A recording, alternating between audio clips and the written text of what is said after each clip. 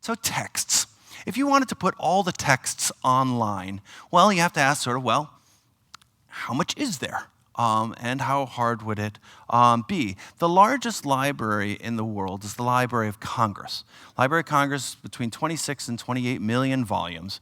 And it's an unbelievable collection, but it's larger by far than the next libraries down. And a book is about a megabyte. If you had a book in Microsoft Word, it's about a megabyte. So 26 million megabytes, it goes million, megabytes, gigabytes, terabytes. So it's about 26, 28 terabytes.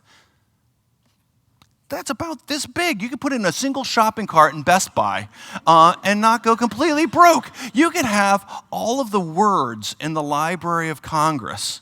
And it'd be kind of this big. All right, it would spin for a while, but it would all be accessible. And if you had a powerful enough machine, searchable. That's pretty cool. So the idea of having it all there is doable. Then the question is, what do you get? I mean, is it worth doing? And I think over the last bunch of years, we've started getting the idea that, yeah, we want to have books online, and we want even old books online. We want all books online. And there's starting to be different interfaces to them. Some of the first were these very book-looking interfaces that had this sort of page turning point of view, and you'll see a lot more of that. But on the other hand, books are sometimes the right codexes. Printed materials are sometimes the right way to carry things around. And I was in Alexandria, Egypt, helping rebuild the new Library of Alexandria, which was a great honor.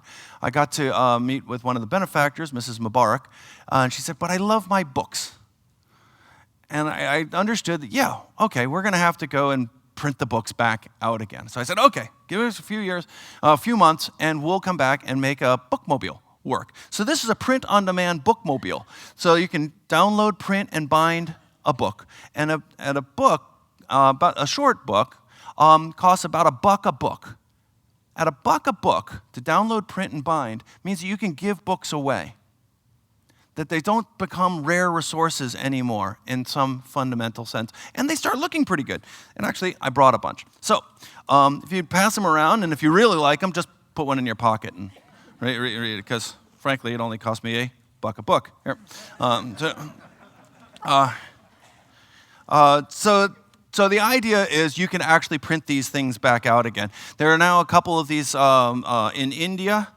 This is the first day of the Library of Alexandria when we were doing it in a nearby school. This is an engineer working with a kid. And this is the first book this kid has ever owned. So the idea of having these libraries in digital form might have kind of old-fashioned service models that are enabled by it, which I kind of took as surprising at first, being kind of a geek, but it does make a whole lot of sense.